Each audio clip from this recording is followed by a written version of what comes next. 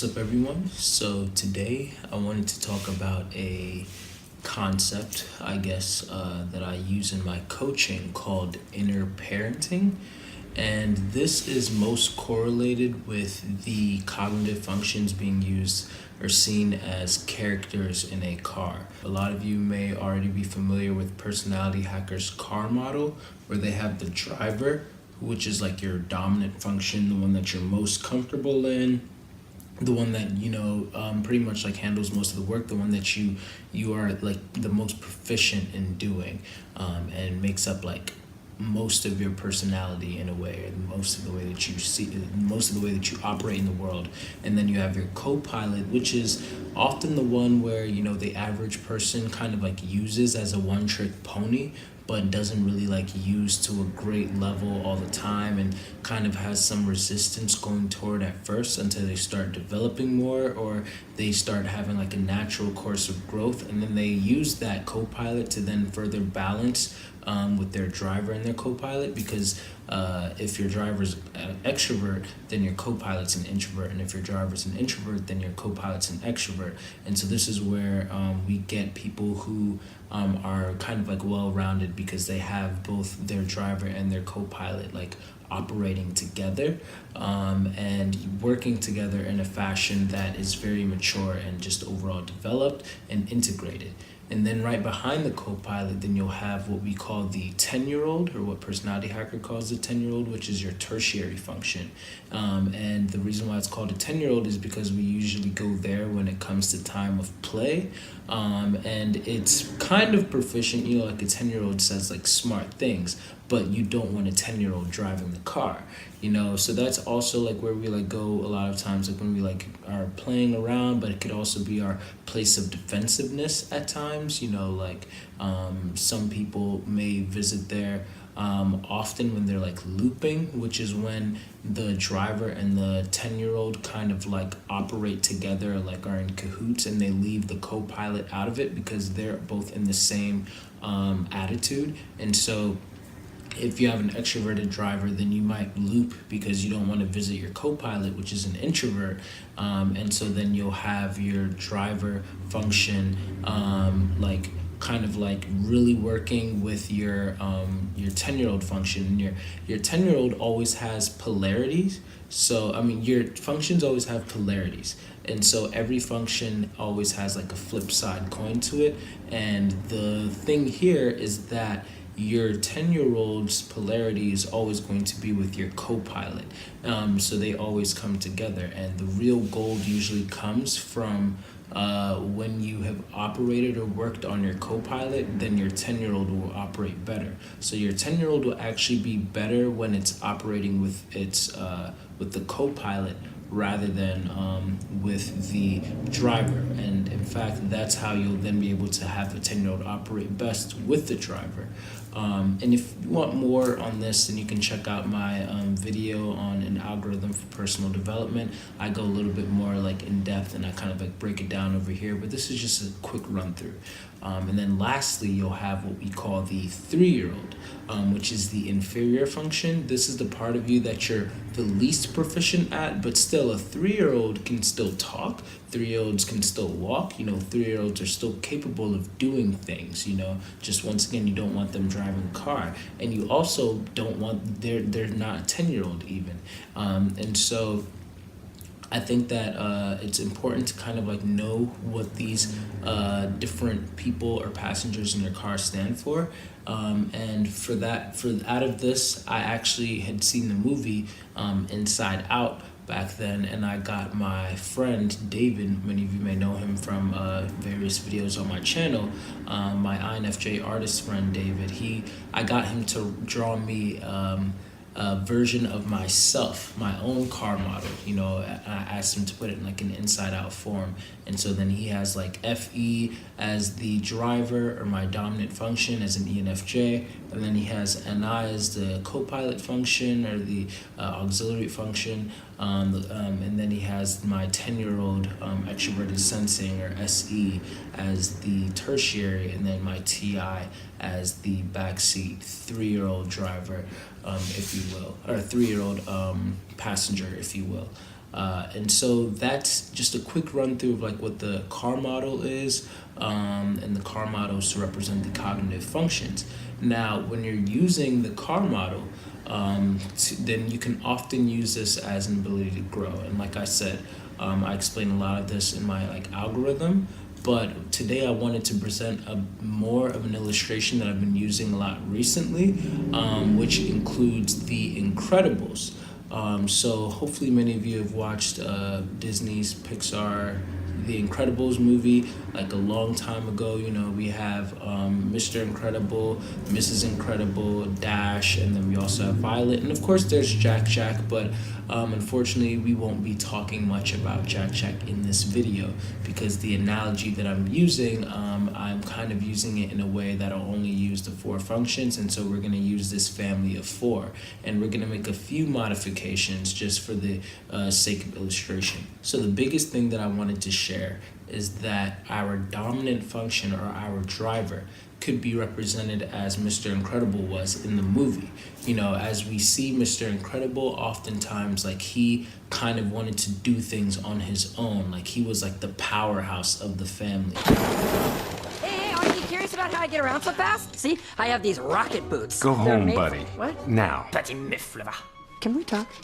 You always say be true to yourself, but you never say which part of yourself to be true to. Well, I finally figured out who I am. I am your ward. Incrediboy! And now you have officially carried it too far, buddy. Oh! This is because I don't have powers, isn't it? Well, not every superhero has powers, you know. You can be super without them. I invented these. I can fly. Can you fly? Fly home, buddy. I work alone. Oui, et ta tenue est complètement ridicule. He often even like maybe isolated himself a bit, you know, and he just kind of thought that he was like the hero, the savior. So I see this as like our driver function, regardless of what type you are. It's our driver function, like, you know, it's the best one. It's the one that takes lead in charge of all of the other functions, whether or not the other functions or the passengers in the car respect it or not. It takes lead because, you know, it's the most proficient, it's the most capable of getting things done, all of that. Then you have the co-pilot, or the auxiliary function, and that one is going to be represented by Helen Parr, or Mrs. Incredible, Elastigirl, you know, and for her, she was also incredibly intelligent. She was also incredibly capable. You know, at the beginning of the movie, you see that she does a lot of different things, you know, that even impress Mr. Incredible a lot of time.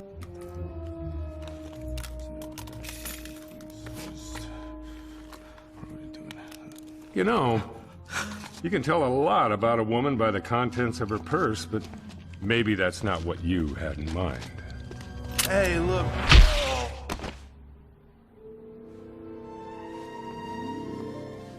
Elastigirl.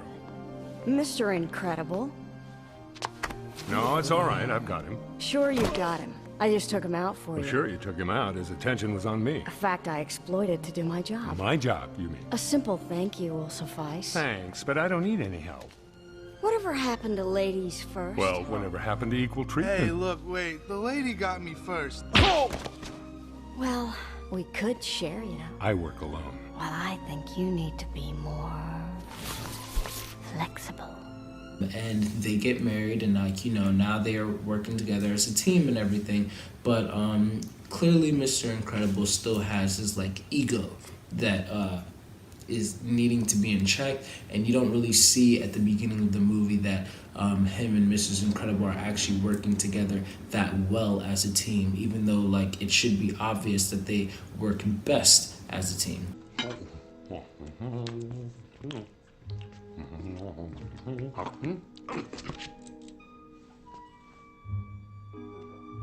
I thought you'd be back by 11.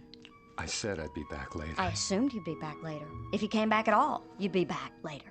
Then, as the 10-year-old, or the tertiary, although Violet is older than Dash, I would say that Dash should represent, just for illustration purposes, the tertiary, because you have Mr. Incredible, and his relationship with Dash is kind of like representative of almost even like a loop, you know, so you'll have like scenes such as this one. Ow. Dash, you have something you want to tell your father about school?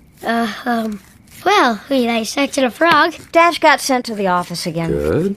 Good. No, Bob, that's bad. What? Dash got sent to the office again. What? What for? Nothing. He put a tack on the teacher's chair during class. Nobody saw me. You could barely see it on the tape. They caught you on tape and you still got away with it? Whoa! You must have been booking. How fast do you think you were Bob, going? we are not encouraging this. I'm not encouraging. I'm just asking how fast you Honey! You kind of see that there's like a good connection between the dominant and the tertiary, or the 10-year-old. And I feel like also our 10-year-old function, or our tertiary function, is often more excited and more secure in their powers and their abilities than our inferior function, which is why Violet would represent our inferior function, because she, according like out of all four of the characters in this family, she was the least proficient with her abilities, and she was the least confident in her abilities. Over. Vi, you have to put a force field around the plane. But you said we weren't supposed to use our powers. I know what I said. Listen to what I'm saying now. Disengage, repeat, disengage. Mom? Violet! Mayday, mayday! India Gulf 909er is buddy spike. Abort, abort! There are children aboard. Say again, there are children aboard this. No! Put a field around us now! I've never done one that big Violet, do it now! Abort, abort, abort! Abort, abort, abort!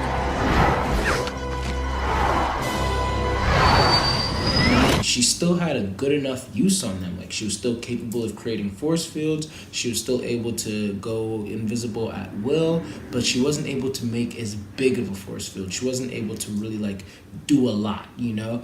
While Dash, he seemed like he had like a pretty good handle on the way that he was able to do things, and he was more ready to use his powers, while Violet was constantly saying, but you said don't use our powers, kind of thing. I also think that Violet fits being the inferior as well, because her and the co-pilot, Mrs. Incredible Elastigirl, they have a similar kind of bond too, where it's like, okay, you know, I'm the co-pilot and you're the inferior. The better that I get in my relationship with you, the better that you're going to improve as well. And then when you improve as well, then the driver will also better notice you. And so with Mr. Incredible, a lot, you notice throughout the movie that he didn't really like pay as much attention to Violet. He was more interested in Dash because Dash had more of that type of like, you know, so if we're thinking of maybe this car model being like an extrovert, then the driver being like an extrovert would also be interested in an extroverted, the extroverted tertiary or 10-year-old passenger. And so like he was more excited about what Dash had to do and what Dash was like presenting, while Mrs. Incredible, although I personally believe that she was an extrovert too, for illustration purposes, the co-pilot in this case would be an introvert, and that would go well with Violet also being an introvert, which is like more tamed, more controlled and everything. And the more that Mrs. Incredible or Elastigirl was able to develop her own abilities and develop her relationship with Violet, the more that Violet was able to bring out. Bob, throw me!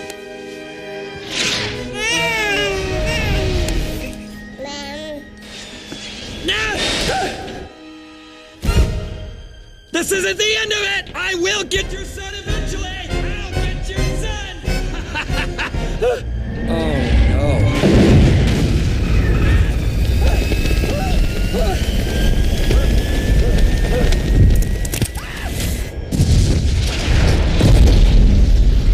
Look at Mommy, honey. Don't look down. Mommy's got you. Everything is all right.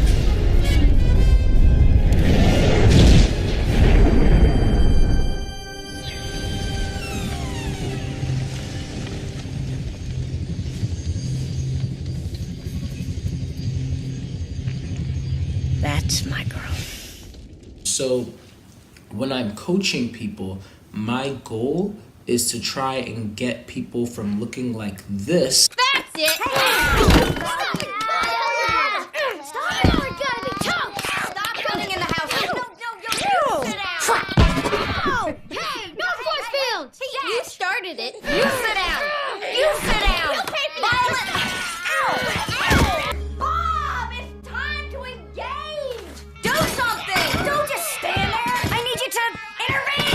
want me to intervene? Okay, I'm intervening. I'm intervening. Sister Violet, let go of your brother.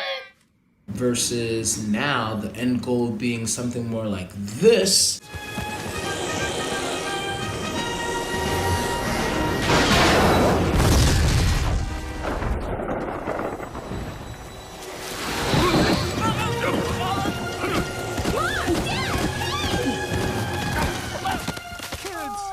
You're all right. Oh, you're all right. We're so worried I'd about never you. see you again.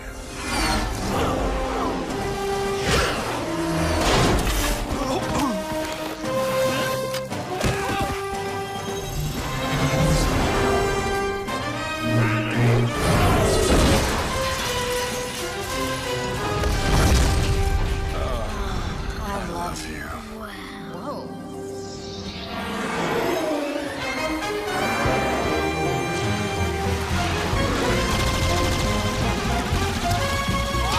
So when it comes to my coaching, that's literally what I'm trying to do. Like I'm trying to help us envision our cognitive functions in a manner that will allow us to be able to operate at our best selves. And the way that we're able to operate at our best selves is by allowing our cognitive functions, our characters in our four passenger car to best get along with each other, to understand everybody's capabilities and incapabilities, and then rather than shaming each other or bickering or using our abilities at a very low level, we're able to use all of our abilities at a very high level. And not only that, but then use them as like a group effort or like team effort kind of thing. And so once you have that kind of like working well with you and you're able to parent internally in your own mind, then you can have that ending scene where now you have all of your four of your cognitive functions working together in tandem. You know, it's no longer Mr. Incredible only having like a great relationship with Dash and then kind of like, you know, an on-off relationship with Elastigirl and then not really even acknowledging Violet. Wait here and stay hidden. I'm going in. Well, what? I watch helplessly from the sidelines? I don't think so. I'm asking you to wait with the kids. And I'm telling you, not a chance. You're my husband, I'm with you. For better or worse. I have to do this alone. What is this to you? Playtime? No. So you can be Mr. Incredible again? No. Then what? What is it? I'm not. Not what? I'm not strong enough. Strong enough, and this will make you stronger? Yes. No. That's what this is? Some sort of workout? I can't lose you again. Now you have him like really being like, whoa, like, you know, like being very impressed with Violet and everything, and then also being proud of Dash, but then also seeing like, okay, this is my family, and now I can actually trust all of you, and I can allow us to be able to work together as a team. I'm so proud of you. What the heck do you want me to do?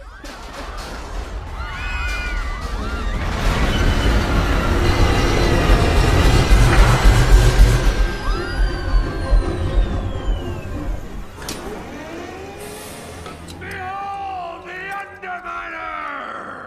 I'm always beneath you, but nothing is beneath me! I hereby declare war on peace and happiness! Soon all will tremble before me! And so I feel like once we get that down with our minds and our way the way that we work, we are now operating at our best selves, or we at least very close to like working on our way. We are on the journey, the development of operating at our best selves. This kind of coaching allows us to be more conscious of the ways that we're coming about. It allows us to be more conscious of what's going on in our heads. And so that's my illustration for today.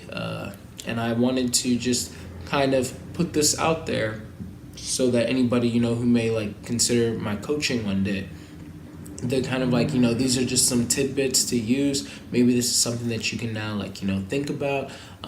You can probably go rewatch the movie and then see even like more ways of like how your own cognitive functions are being used in this sense. And you can ask me any questions that you like. Schedule a coaching session with me by emailing me. And once you do email me, then just put like profiling session or a relationship coaching session or a theology coaching session or whatever it might be, just to talk. We can go ahead and do that, and then let me know your availability and whatever you want to do. But yeah, I think that's about everything. Would love to get your thoughts. Let me know if you have any questions, and done.